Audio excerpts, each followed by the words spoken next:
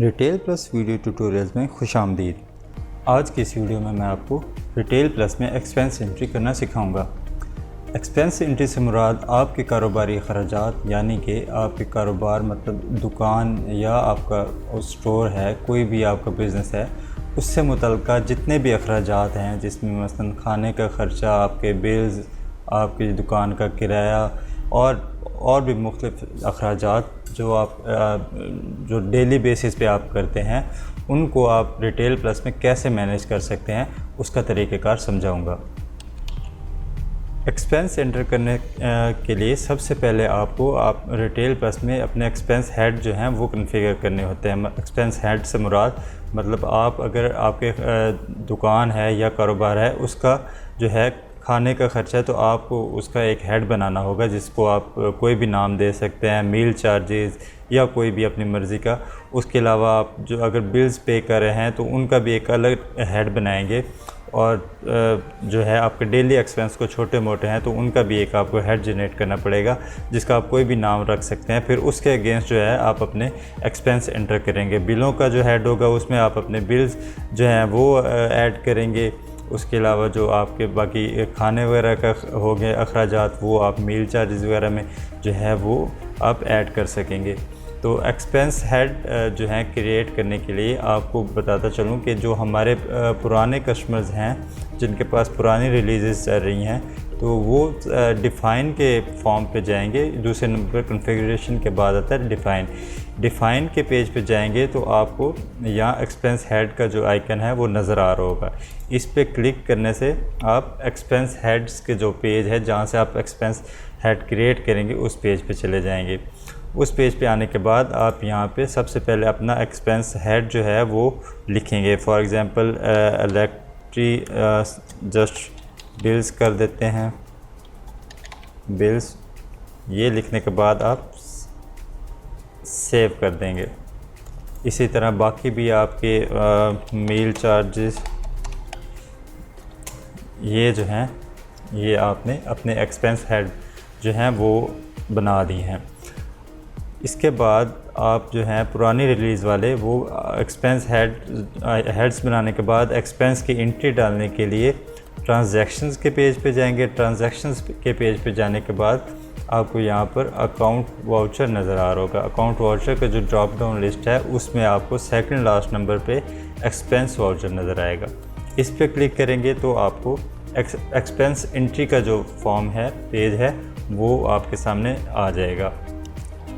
मज़ीद आगे जाने से पहले अब अपने जो हमारे लेटेस्ट कस्टमर हैं जिनके पास हमारी अभी नई रिलीज़ जा रही हैं, उनकी आसानी के लिए बताता चलूँ कि एक्सपेंस हेड्स जो हैं वो तो आपको यहाँ से ही डिफ़ाइन में ही जो हैं वो एक यहाँ से भी क्रिएट कर सकते हैं, या अभी आपने देखा होगा जहाँ एक्सपेंस एंट्री का है पेज, उस पे भी हमने एक्सपेंस हेड्स के साथ भी एक प्लस का आइकन दिया है, वहाँ से भी जो है आप जो है वो ऐड कर सकते हैं। वो मैं आगे जाके दोबारा आपको दिखाता हूँ।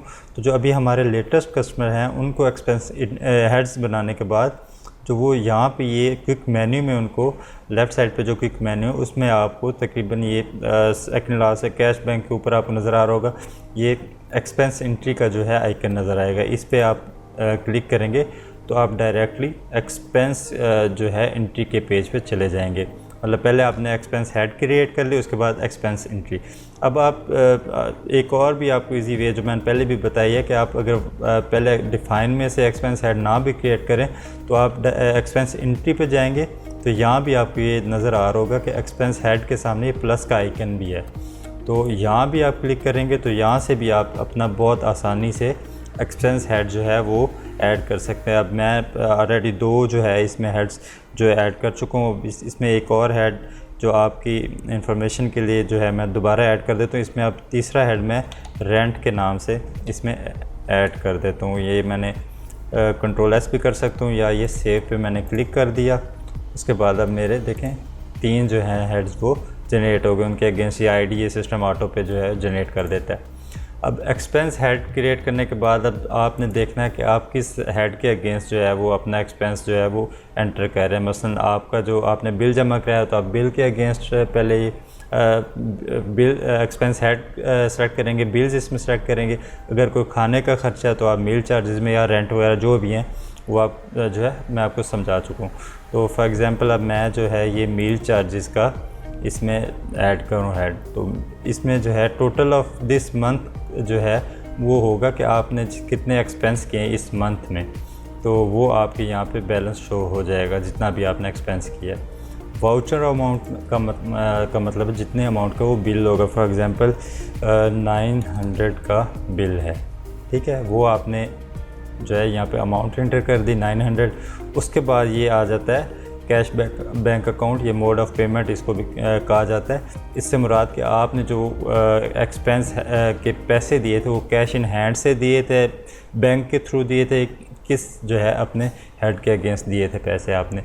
तो मैं ये कैश इन हैंड सेलेक्ट कर लेता हूँ, उस अकाउंट का मेरा बैलेंस भी यहाँ शो हो जाएगा कि कैश इन हैंड का आपका for example cash in hand से मुराद मैं पहले भी कई बार बता चुका हूँ कि मेरा जो काउंटर कैश होता है उसको कैश इन हैंड कहा जाता है। तो ये मेरा कैश इन हैंड जो काउंटर कैश है वो यहाँ पे करंट जो बैलेंस होगा वो शो हो रहा होगा। इसके बाद अगर आप कोई मैनुअल एंट्री कर रहे हैं, फॉर एग्ज़ाम्पल कोई रजिस्टर वगैरह आपने बना रखा है साथ में, तो उसका भी आप पेज नंबर वगैरह कोई भी डिटेल आपकी 001 फॉर एग्ज़ाम्पल पेज नंबर मेरी बुक है उस पर मैं एंट्री कर रहा हूँ, तो वो बुक नंबर भी यहाँ आप जो है वो दे सकते हैं। उसके बाद ये भी काफ़ी अहम चीज़ है कि डेबिट और क्रेडिट। अब इसका जो मकसद है वो ये है कि आपने फॉर एग्ज़ाम्पल एक अपने जो क्लाइंट है उसको क्लाइंट कह रहा हूँ, आपका जो सेल्समैन या कोई भी आपका जिसके थ्रू आप अपना जो एक्सपेंस करते हैं, जो आपकी चीज़ परचेजिंग करता है शॉप के लिए एक्सपेंस से रिलेटेड या बिल्स वगैरह पे करता है, वो आपसे फॉर एग्ज़ाम्पल अब ये लड़का है आपसे 1000 रुपया लेके गया था खाने का, तो आप जो है आपने 900 रुपया तो ऐड कर दिया, ठीक है, ये डेबिट करके आपने कर दिया, ये सेव मैंने फॉर एग्ज़ाम्पल कर दिया, ये डेबिट करके मैं सेव करूँगा, सेव हो गया।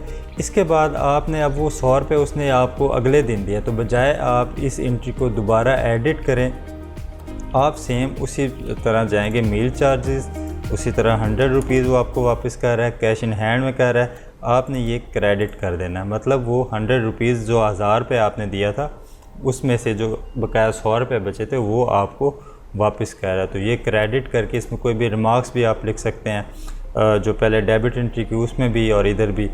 तो यहाँ भी ये इसका भी सेम वही बुक नंबर भी है इसका, ये करके आप इसको भी सेव कर देंगे। तो वो जो 1000 रुपये आपने दिया था वो देखें इधर वो इक्वल हो गया, मतलब 1000 रुपये आपने दिया तो उसमें से 100 रिटर्न भी आ गया। तो ये जो है उम्मीद है आप एक्सपेंस एंट्री समझ गए होंगे, इसका मकसद भी समझ गए होंगे, एक्सपेंस हेड भी समझ गए होंगे।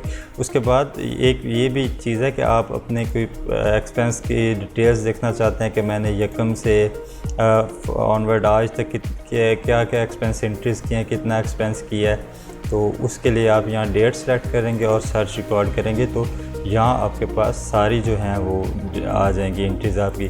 फिर डबल क्लिक करेंगे तो उस जो है आपकी जिस पे डबल क्लिक करेंगे उसको आप एडिट करके चेंज भी कर सकते हैं। तो उसमें कोई भी चेंजेस करने के बाद आप कंट्रोल यू करेंगे या अपडेट पे क्लिक करेंगे, या उस एंट्री को आप किसी वजह से डिलीट करना चाह रहे हैं तो आप ये कंट्रोल डी या डिलीट के बटन पे क्लिक करके डिलीट भी कर सकेंगे। ये करने के बाद आप कंट्रोल एन करेंगे तो आप नई एंट्री के लिए दोबारा से एक्सपेंस एंट्री पे चले जाएंगे। तो उम्मीद है आज की वीडियो में आप रिटेल प्लस में एक्सपेंस एंट्री करना सीख गए होंगे। इंशाल्लाह मिलते हैं अगली वीडियो में। अल्लाह हाफिज़।